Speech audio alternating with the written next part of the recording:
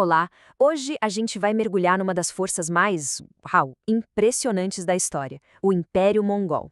Vamos juntos descobrir como nômades das estepes conseguiram criar um domínio que simplesmente mudou o mundo.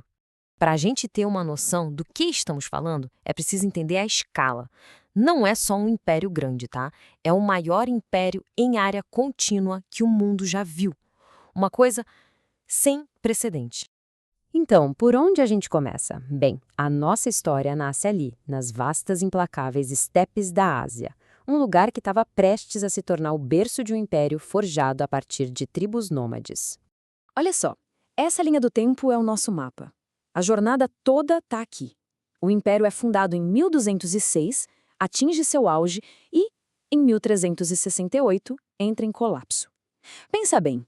Tudo isso em pouco mais de 160 anos. Na escala da história, isso é uma ascensão e queda, meteóricas. E no centro disso tudo, claro, tem uma figura central, um líder que conseguiu o impossível, unir muitas tribos e, com isso, mudar o curso da história para sempre. Gengis Khan. Ele era muito mais que um conquistador, ele foi o arquiteto do império. Em 1206, ele fez o que ninguém imaginava. Juntou tribos nômades que viviam brigando entre si e as transformou numa força militar disciplinada, letal. Foi o início da Era Mongol. Mas qual era o segredo do sucesso deles? Estava basicamente nestes pilares. A unificação trouxe um exército gigantesco. A organização deixou esse exército superdisciplinado.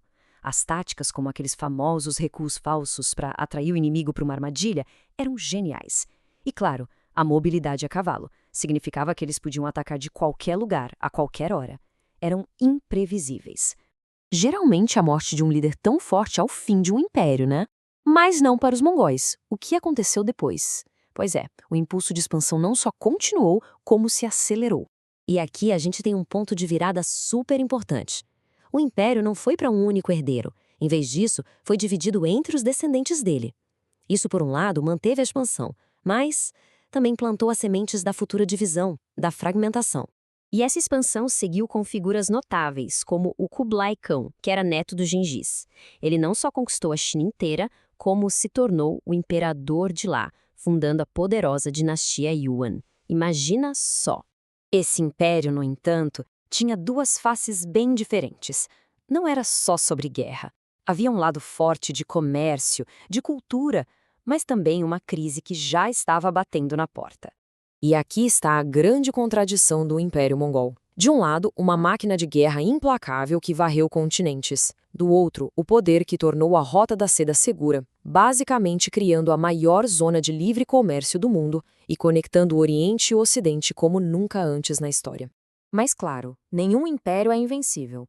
O território era tão gigantesco que era difícil de controlar, o que gerava muitas revoltas. E, ironicamente, as mesmas rotas comerciais que trouxeram riqueza também carregaram um inimigo invisível, a peste negra, que se espalhou com uma velocidade devastadora e abalou as fundações do império. E são esses desafios todos que nos levam à fase final dessa história, o momento em que aquele grande império começa a se quebrar em pedaços. Chegando no século XIV, as rachaduras já tinham virado fraturas. A glória do Império Mongol começou a apagar.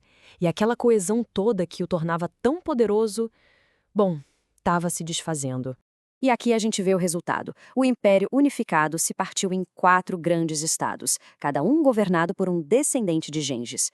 A gente tinha a dinastia Yuan na China, o Ilkhanato na Pérsia, a Horda Dourada na atual Rússia e o Kanato de Chagatai na Ásia Central.